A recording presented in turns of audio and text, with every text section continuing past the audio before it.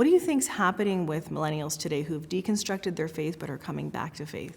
Yeah, I think we're in a unique point in time where people are open to certain things, and maybe they're in some regards disenfranchised with a superficial religiosity that they may have experienced.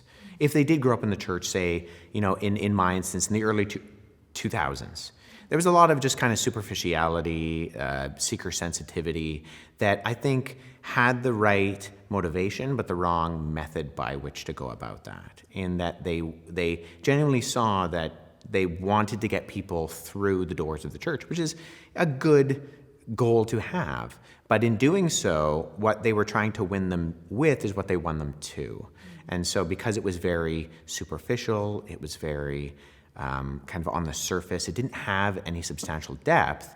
When the winds and the rains of trial and suffering, hurt, did eventually come, there was no root system to be able to ground them. You talked about, that having that foundation before. When my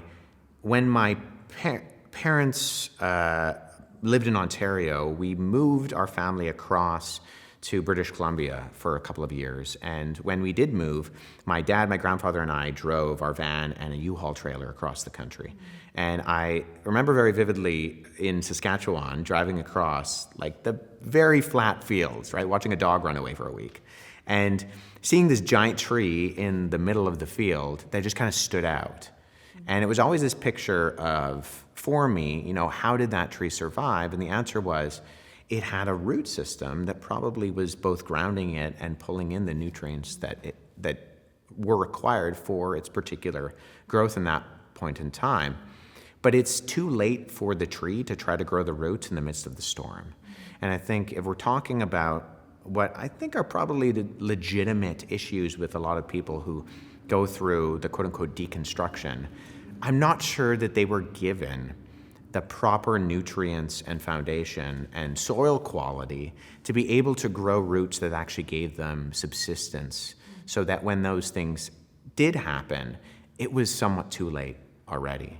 And so I think, what I would want to encourage people is that the point of deconstruction is reconstruction, because if you deconstruct something and you don't reconstruct it, it's just demolition, right?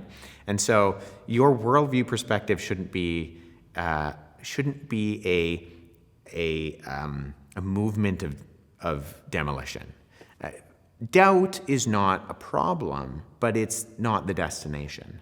So if we see doubt as the destination and we get fixated with that, we're not actually getting to the answers that we should be pursuing in a lot of those things. And unfortunately, I think that's what I see a lot, is that people are kind of taking doubt and they're putting it in the place of the final place where the answer should come from. And they're pushing into their questions, but without actually trying to seek answers. And in that sense, a lot of people become cynics rather than skeptics. Because I'm, to some degree, I'm a skeptic. I will reserve judgment on a particular topic until I feel like I have sufficient answers for any said topic. But a cynic, I think, is doing so because the questions are the endpoint for them. And I think that's where we should be honest and self-reflective and say, maybe there are actually answers that provide sufficient groundwork to actually reconstruct the deconstruction that we've been putting ourselves through. And right now, while you're talking about reconstruction, I love this. It's just perfect because we've asked a bunch of millennials and even some Gen Zs for their top questions for you. And so ready for that? Yeah, let's do it. Okay, let's do that. Okay, well, the first big question is, how do we prove that God exists, or how do we prove that atheism is actually the answer? Yeah, I think part of the question, if I was asked this question, prove to me that God exists, what I would want to do with that particular person is I would want to ask what they're looking for in regards to proof. Because even academically in my own field, the word proof is this nebulous, problematic term, because proof and evidence are not synonymous, and they're not always the same thing. And so in some regards, proof will be based on what any one individual is looking for. And what might be considered proof for you to draw a particular conclusion might not be proof for another person. Proof mathematically is very sound, right? 1 + 1 = 2, and that's going to be true with a capital T no matter what the situation is. But as a historian, truth is a probability issue. It's an inference to the best explanation. And so we're looking for things on a higher probability of whether they actually happened or a lower probability based on a number of intervening factors. And so if we're looking for an answer to prove God exists, I think the question kind of sets up the terms to maybe leave that person wanting to begin with. So what I want to do is actually find out what that person means by proof and try to provide something that would potentially speak into what they're looking for in particular. Maybe the question is existential. Maybe they're looking for a God who they can feel knows them intimately and loves them. And maybe the question that they're looking for is scientific, and they're looking for a design answer. How do we look at the world around us and look into the details of the cell or biology, chemistry, and find evidence of something beyond matter and motion that gives an answer? Or maybe it's philosophical. Maybe they're trying to answer philosophical questions that are being posed to them or that they are encountering about a good God in a world that is complicated and all of these things. So there isn't necessarily one silver bullet in terms of a proof for God, because if you have 100 people in a room, you have 100 different avenues that they might be looking for that could very well give them what they're searching in terms of who they think God could be. And the answers to those questions are going to show them who God is, but it's different avenues to the same destination. So good and so insightful. I'm picturing myself and my husband right now, because all I need is to feel God's presence, but he needs to know that the biblical texts are accurate and provable. So very interesting. Okay, here's the next question from our young millennials. I guess they're not as young anymore, and our young Gen Z, sorry, millennials and Gen Z.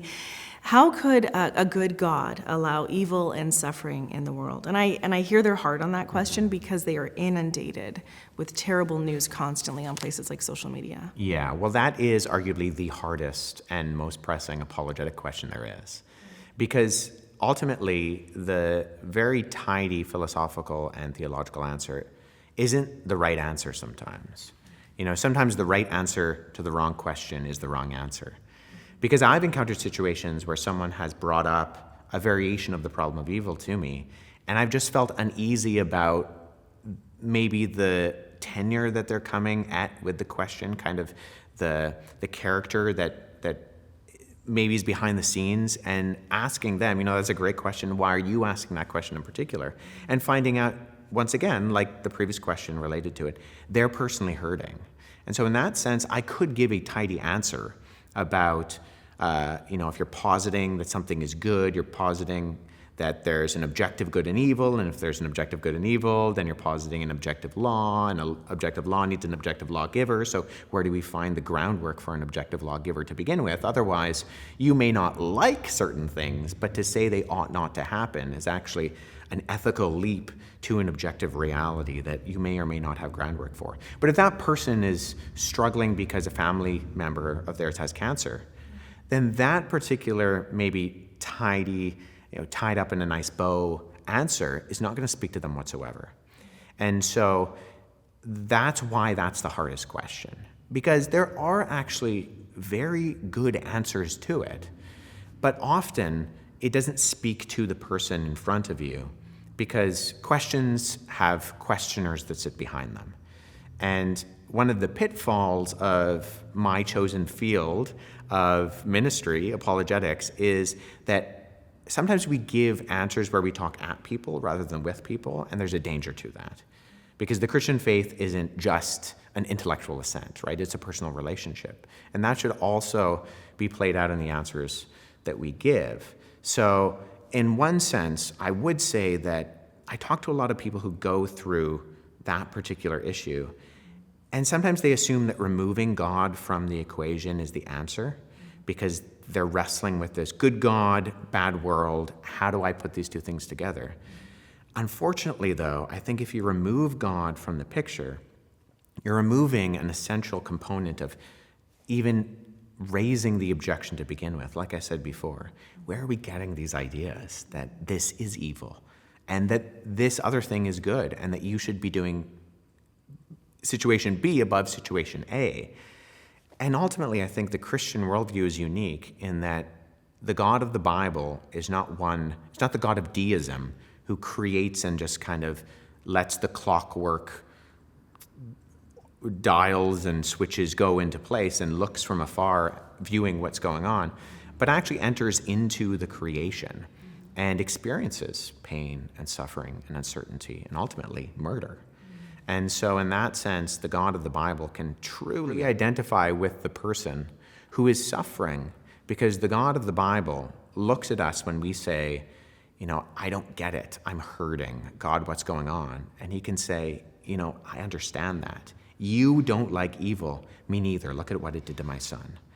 And there's an aspect of that which I don't think you can find in other worldview perspectives to the same degree. When you look at the worldview of other world religions, how is Christianity different? And how do we answer the assumption that all roads lead to God equally, and that Jesus, his claims weren't exclusive, that he is the only way to God? How do we unpack the different world religions and understand that? Yeah, well, I think a lot of people assume that Christianity is exclusive and that other worldviews aren't. And unfortunately, that's not the case. Every worldview is going to be exclusive at some point, because all worldviews are making grand claims about whether that's the origin of the universe, or about how to be a good person, or how to seek something that's desirable after this particular time that we experience on earth. And even an atheistic worldview is going to say that a religious worldview is wrong. And so all worldviews are going to be exclusive. Even the inclusivistic ones, who attempt to grab bag all the parts that they like of any one particular religion, they're going to exclude the exclusivists. And so in that sense, they themselves are likewise exclusivistic. So I think we can stop pretending that there is such thing as neutrality, and that we can own the fact that everybody's going to push back on something, even if it's pushing back on the exclusivists. So that's, I think, a good place to start. But then the kind of place to go on from there is in looking at the Christian worldview. The Christian worldview is different in that a lot of the other worldviews, if not all of the other worldviews, have some form of moralistic ideal to be able to live up to a standard. That can be emotional, that can be intellectual, that can be pragmatic, but if it's telling you, be the best at doing this thing, or be the best at feeling this thing, or being the best at learning this thing, it's all put on your shoulders. And the Christian worldview, I sometimes say, my friend Glenn Scrivener out in the UK with Speak Life Ministries, he has this version that I've taken and adapted where he says, all worldviews are some form of survival of the fittest, but in Christianity, the difference is that the fittest steps down and sacrifices himself for the survival of the weakest. And that switching of motivations really does make Christianity unique, in that it's not about you doing the best or feeling the best or thinking the best, because those things are never going to live up to God's standards. Marred by sin, all of our thinking and feeling and doing is always going to be insufficient. However, because Jesus comes into the picture and he does and feels and thinks the best, he's the perfect example of a human being because he is God incarnate, then we can actually rely on what he has done rather than what we do. And there's a burden releasing in that is unique to Christianity, in that all the other worldviews, at least that I have studied, are telling me to do something. And maybe I do that really well for a short period of time, and that's great. And now I'm kind of on my high horse, but I'm potentially getting arrogant about it because now I'm looking down at people who don't. And if I'm not living up to that standard, that can cause a lot of anxiety and hopelessness in me. Well, Christianity breaks that dichotomy and saying, stop trying. Don't put the effort in that regard. It's not do and you're accepted. You're accepted. Now you can do. You can think and feel and learn all of the things that God has given you to love him with your heart, soul, mind, and strength. Those aren't the basis by which you are accepted by God. God accepts you on the basis of his Son. He accepts you on the basis of that, the simplicity of putting your trust and hope in Jesus. And now you're not saved by your works, but you're saved for those works. And those works can be an outpouring and a showing of the identity that you've now found in Christ Jesus. So beautifully explained, and Will, that brought tears to my eyes listening, because you think about the freedom a lot of people need to hear, that it's not work they do, it's something Jesus will do for them. From whatever world religion they come from, whatever worldview, whatever ideology. Wes, looking at all of the historical documents that you focused on, something that really matters is the resurrection of Jesus. And it's top of mind for so many people, so many young people. How do we know that Jesus was really that he really rose from the dead? How do we know that he was really resurrected? And if that is true, that he was resurrected from the dead, what does that mean for the world? Yeah, well, one of the ways I explain this is maybe a little bit out of the box, in that I think one of the best arguments for Jesus' resurrection is the fact that you and I are talking about it today. 2025, 2,000 years after the actual event, why are we still talking about this? Because there were other messianic figures in the ancient world, prior to and after Jesus, who came and tried to be the figure that would allow Israel to be broken from the bonds of Roman occupation. And when those figureheads died and they were buried, the movement was died and buried with them. So what is it about the fact that we're still talking about this guy, Jesus of Nazareth, this first century itinerant rabbi who walked the dusty streets of Galilee and made the claims that he did and did the things that he did? What is it about him? Well, I think it's because, unlike the other figures, he didn't stay dead and buried in the grave. That his immediate followers went from a bunch of scared men in an upper room who didn't know what they were going to do next, to being the greatest ethical and spiritual missionary force the world has ever seen. That in a few hundred years, Christianity went from 11 scared disciples to one of the biggest movements that this world has ever experienced. And so there are historical validations for that actually taking place. But I think ultimately, the fact that we're still talking about it gives credence to the fact that something happened. What's the explanation for it? It deserves some sort of explanatory witness. And I think ultimately, once you actually do start to stack up, whether that's the historical or philosophical, whatever evidence that you have on the particular side of the equation, I think that only provides the bag of evidence for the actual conclusion of we're still talking about it because it happened. And there's good reason to believe that it happened. But we're not talking about Simon Bar Giora, who was a messianic figure in the same period of antiquity. Well, it's because he died. And his body is, somewhere disintegrated in Israel today. But Jesus' body isn't. It's, as those first century documents that we call the New Testament say, he's seated at the right hand of the Father, interceding on our behalf as the risen God-man. And that's a theological category of what's going on, but it doesn't negate that is what we truly believe Jesus is doing here and now, and we're talking about it.